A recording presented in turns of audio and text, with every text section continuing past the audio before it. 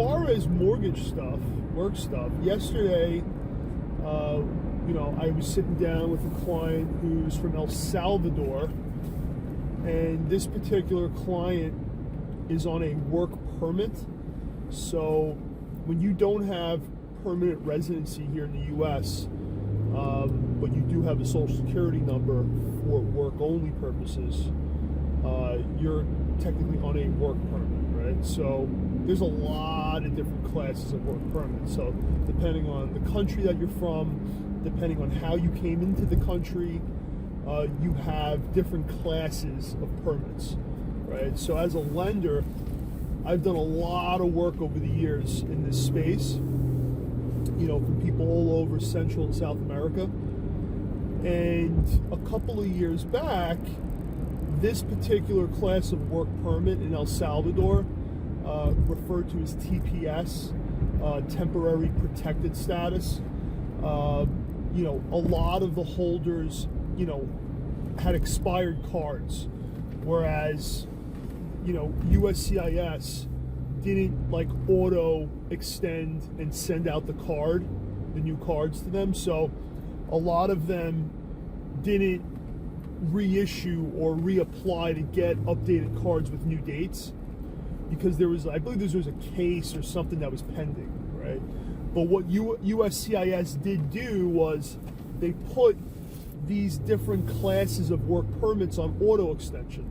So essentially, even though your card was expired, if you go on USCIS's website, it would state the different classes that are on the site as people that are on auto extension up to a next future date, essentially, right? So technically, on paper, there's an expired card, which means that you're not legally allowed to work here. However, if you go on the website, it states that if you hold that particular class of card, you are on auto extension up to this future date.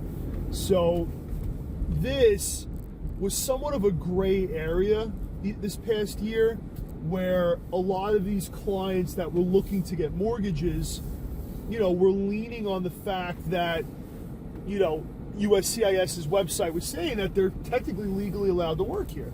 So as a mortgage broker, I would shop this around to different lenders to see who in fact would be okay with allowing this type of client to in fact get a mortgage. And a lot of different lenders looked at these kinds of scenarios differently. Some lenders were more warm to it if it was a conventional loan. Other lenders hard no if it's a government FHA VA loan. Other lenders were open, to it being an FHA loan and a conventional loan. So a lot of different lenders looking at this in a different way.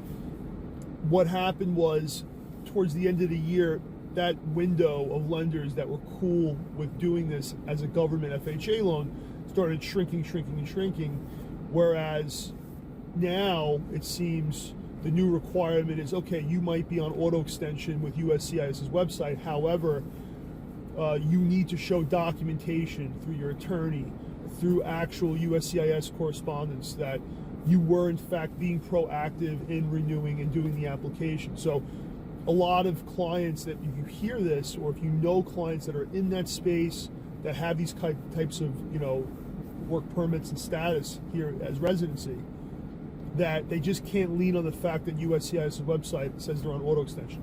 They need to have shown that they were proactive in a way to obtain renewal via an actual physical card. So super important that, if you are listening on and you are a card holder, or if you are someone that is working with card holders, that you really want to have these conversations with your clients in the initial stages, where they can understand, just the ins and outs, and make sure that they're doing all the proper steps, so that when it comes showtime, they're not under the assumption I'm going to get the mortgage and everything's going to be okay, and they didn't do X, Y, and Z prior to really kind of solidify that they will have a better shot at getting it. So that's my tip of the day. Time to go work out. See you later.